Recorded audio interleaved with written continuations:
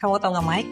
Apa? Ini semua Aki lagi siap deh. Aku tuh cuma pengen hari ini jadi hari yang spesial. Akila Kalista itu. Om ingin bertemu Tante Zen dan Rose dulu. Maaf, Om. Sebelumnya kita sempat dibuat bertanya-tanya mengenai arti lirikan misterius Danuel saat Excel menyatakan keinginannya untuk terlibat secara penuh dalam misi membawa pulang Arya Mohan ke kediaman Alferic. Mungkin karena sorot mata Danuel yang emang sangat tajam ditambah bewoknya yang baru aja dicukur, jadi auranya buat kita overthinking. Padahal faktanya lirikan tersebut bukanlah bentuk ketidakpercayaan, melainkan justru Danuel khawatir karena mengetahui Excel baru aja pulih. Menanggapi hal itu, Excel meyakinkan bahwa kondisinya telah membaik dan justru karena situasi itulah yang memicu tekadnya semakin kuat. Karena Excel menyadari betapa kejam dan liciknya taktik Oma Dominic dalam mencapai ambisi keluarga mereka. Jadi Excel merasa harus ikut turun tangan. Meskipun begitu, Excel nggak membeberkan secara detail pembicaraannya dengan sang nenek. Excel hanya menyusun gambaran besar. Mereka harus menghadapi segala kemungkinan yang akan terjadi, termasuk mengantisipasi reaksi Kasarius nantinya. Setelah sesi merapikan penampilan Om Danuel selesai, Excel menyatakan bahwa mereka harus segera menemui Om Ares. Demi menjaga keamanan, Excel menyarankan agar Danuel enggak menemui Tante Dia dan Rose untuk sementara waktu. Mengingat ya, status kebebasan Danuel masih bersifat rahasia. Mereka nggak ingin dong ada pergerakan yang akan terpantau oleh orang-orangnya Dominic. Hal ini sangat penting bagi Ares, karena Ares pun sangat nggak ingin kemunculan kakaknya yang tiba-tiba akan merusak rencana besar yang telah ia bangun selama bertahun-tahun dengan penuh kesabaran dan akting di hadapan semua orang. Bagi Ares, kembalinya Danuel adalah beban yang perlahan akan segera terangkat dari pundaknya. Pastinya dong, Ares akan dengan senang hati berniat mengembalikan tahta kepemimpinan Alferic pada kakaknya yang emang dikenal tegas, berwibawa, dan sangat diseganin tersebut. Namun, Danuel justru memiliki pemikiran yang berbeda.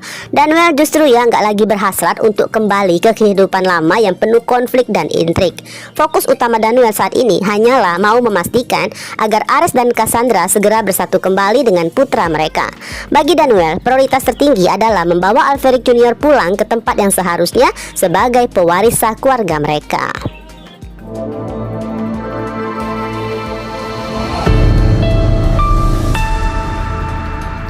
Beralih ke keluarga Chandrawinata. Menjelang siang itu, keluarga cemara ini yang terdiri dari Papa Michael, Mama Mayang, Tante Rita, Akila, dan juga Viran telah tampil mempesona. Akila terlihat sangat manis dan elegan dalam balutan dress mini bermotif kotak-kotak. Sementara itu, Viran mengenakan kemeja orange yang kontras dengan kulit putihnya, membuat pipinya tampak kemerah-merahan. Mama Mayang pun tampil memukau dengan gaun hitam putih yang anggun. Senyumnya terpancar cerah setelah semalaman menuntaskan rindu dan berbagi beban yang ia pikul selama 5 tahun sejak kepergian sang suami. Michael sendiri tampil tenang dan bersahaja dalam kemeja krem yang dipadu dengan jas hitam. Sedangkan Tante Rita tetap setia dengan gaya khasnya yang selalu mengenakan busana serba hitam dalam model apapun. Jadi siang itu tujuan mereka adalah sebuah restoran yang cukup mewah, di mana seluruh detail reservasinya ternyata telah diatur dengan apik oleh Akila.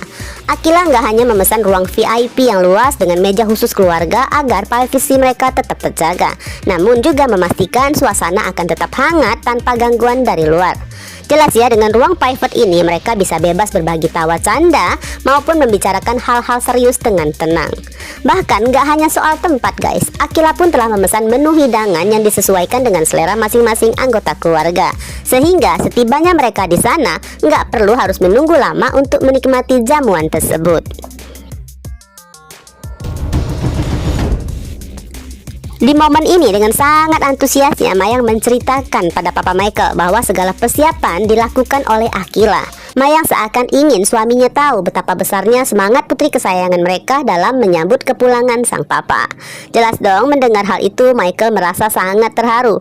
Bukan hanya karena perhatian tulus yang ia terima, tapi juga Michael menyadari bahwa putri kecilnya kini telah tumbuh menjadi gadis remaja yang sangat cakap dalam mengorganisir berbagai hal.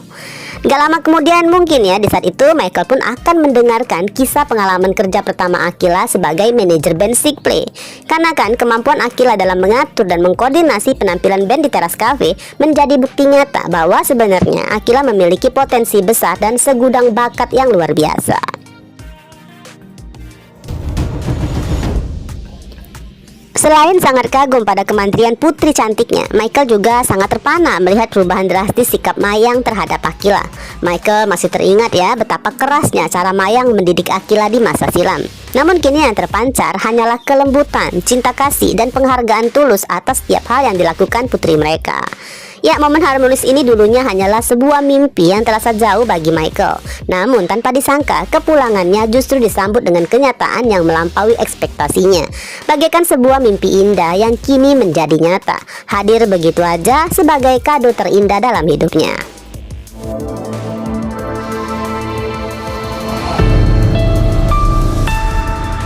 Namun masalahnya, sebuah alur kehidupan gak akan pernah ya terus berjalan dalam irama yang datar. Akan selalu ada saatnya belokan, lonjakan yang naik dan turun layaknya sedang menaikin sebuah roller coaster. Begitupun dalam drama termasuk dunia sinetron, di mana penulis, sutradara, hingga kita para penonton seakan merasa kurang lengkap jika gak ada alur yang memacu adrenalin.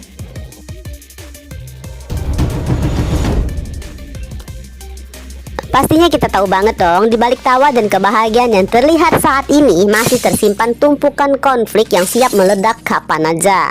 Nah guys, berdasarkan bocoran dari sesi siaran langsung bernama Bagas yang katanya co-writer di sinetron ini, rahasia besar mengenai masa lalu Akila diprediksi akan segera terbongkar. Ironisnya katanya ya, kebenaran tersebut justru akan terucap langsung dari mulut Tante Slay.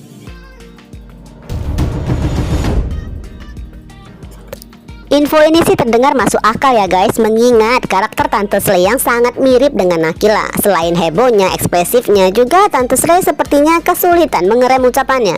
Apalagi kan beban pikiran mengenai status hubungan ibu dan anak ini terus menghantuinya. Tante Slay nggak lagi sanggup membendung rasa rindu setelah mengetahui bahwa Akila ternyata adalah putri kandungnya. Tekanan yang Tante Slay rasakan semakin berlipat ganda, bukan hanya karena sikap protektif Mayang yang terus berusaha menutupin fakta tersebut, tapi juga karena kabar terbaru dari Pak Budi mengenai kepulangan papa angkat Akila dari luar negeri. Hingga saat ini Angelica belum mengetahui ya bahwa Michael sempat menyandang status sebagai eksil di luar negeri sana. Kemungkinan besar identitas kelam tersebut akan tetap dirahasiakan oleh Mr. F. Harry mungkin hanya akan memberitahukan bahwa Michael sebagai seorang pengusaha sukses. Hal ini dimungkinkan karena Dominic telah memastikan bahwa seluruh jejak masa lalu Michael telah dihapus bersih, hingga Michael bisa kembali menjalankan bisnis dan mengakses semua aset yang selama ini telah dibekukan. Kepulangan Michael dengan citra baru ini justru akan membuat Tante Slay atau Angelica semakin panik dan buntu dalam berpikir.